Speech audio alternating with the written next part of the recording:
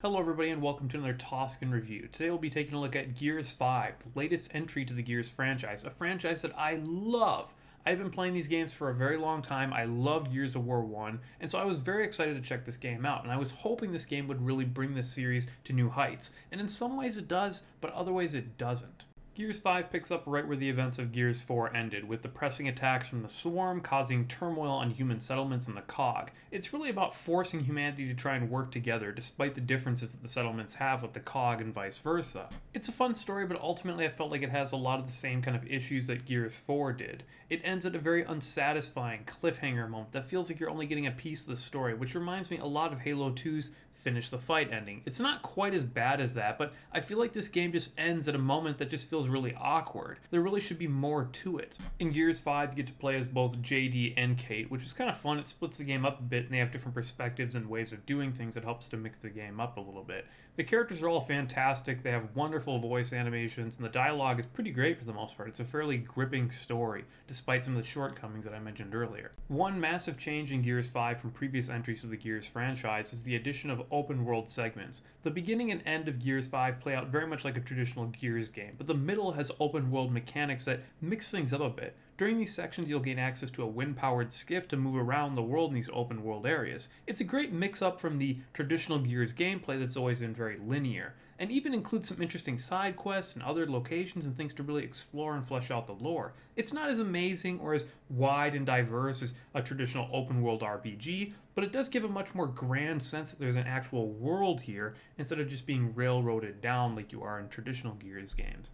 What I loved the most about the campaign is that it felt like it added new pieces to the backstory of the Locust, the COG, the Swarm, and the real world. You get a much deeper dive on all the factions and the actual world itself. And I think this is the first Gears game that you actually get to travel outside of COG territory. Or at least I don't remember if this ever happened in Gears 1 through 4, but this time it really felt like you got to go and explore these different locations that you heard about before. In previous entries, we always heard about these different nations and the giant war that occurred, and we got pieces of that between the different conflicts that happened in the flashbacks in Gears 4, but in this game you really get to see other places. And I really loved that because it felt like the world was so much more bigger than it was before. We really get to see these places rather than just hear about them. Overall, it's a pretty fun campaign that really anyone's going to love who loves those kind of linear driven story campaigns of a shooting game. It's got co-op as well, so why not play it if you enjoy these types of games? It's got an interesting story and it's definitely going to keep you engaged. Graphics in Gears 5 are phenomenal. The locations are beautiful. The weapons sound and look amazing. The voice acting is great in this game.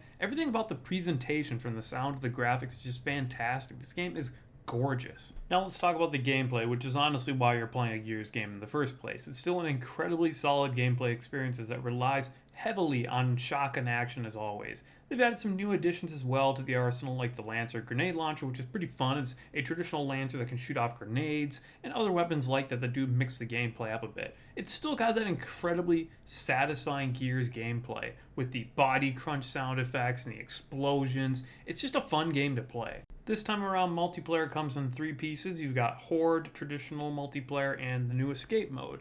Escape is basically an all-new mode where you try and escape with 3 other players from a specific location that you're put into. There's different rotating weekly maps, and you're given limited ammo, and have to gradually explore the level searching for the exit and ammo. It's a bit linear and repetitive though, because it kind of feels like it's the same thing every time, but I did find it was kind of a fun new mix-up from the traditional Gears gameplay.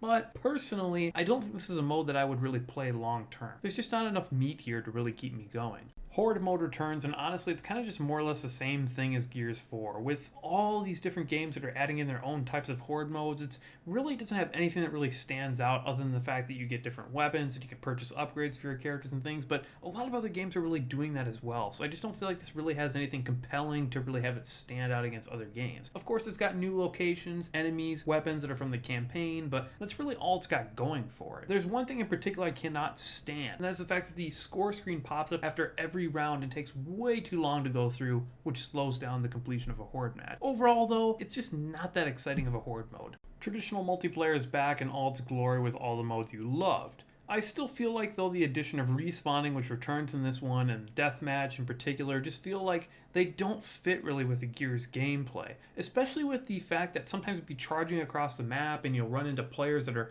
respawning in front of you with invulnerability because you're pushing the enemy team back. It just feels kind of stupid and doesn't really fit with the Gears spirit, which I feel like has always kind of been more of a slower, tighter, close combat game than to just have these ridiculous respawning mechanics. Fortunately, though, you don't have to play these modes if you don't want to, and you can play more things like King of the Hill or other things that force you to push out across the map. The ranked mode worked fairly decently in my experiences at getting more tighter matches, but there was some weird issues that you notice sometimes in Gears games where the hit registration just doesn't feel like it's really there, where you'll shoot a guy and he'll shoot you, but he gets you and you don't, even despite the fact that it feels like you probably should. It's just kind of a little odd sometimes in that regard. The maps all look pretty great visually, but some of them just aren't quite as good as the other ones, so it just doesn't feel like it's really the pinnacle of a Gears map pool, which is a bit disappointing in a most recent entry. And one final thing I have to mention is the absolute 100% god-awful microtransactions. They are ridiculously overpriced in Gears 5 to the point of being honestly offensive. I get that Coalition has to find some way to support this game's ongoing development, given that they're going to do free maps, but this is just too much. It really has to stop. It's ridiculous.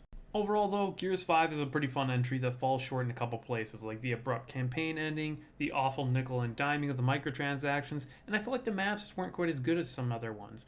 But despite all that, I think this is one of the most fun single-player campaigns from a gameplay perspective, and I had a ton of fun with the multiplayer. It's always fun to play Gears and get that very satisfying crunch and the explosions. It's just a very different type of game that you don't really experience much. It's got a very interesting style to it with its reliance on shotgun gameplay. Overall, Gears 5 gets an 8 out of 10. I would highly recommend it to fans of Gears' previous entries. This game is going to be a ton of fun. It really just is a very good, well-rounded Gears game with a couple issues here and there.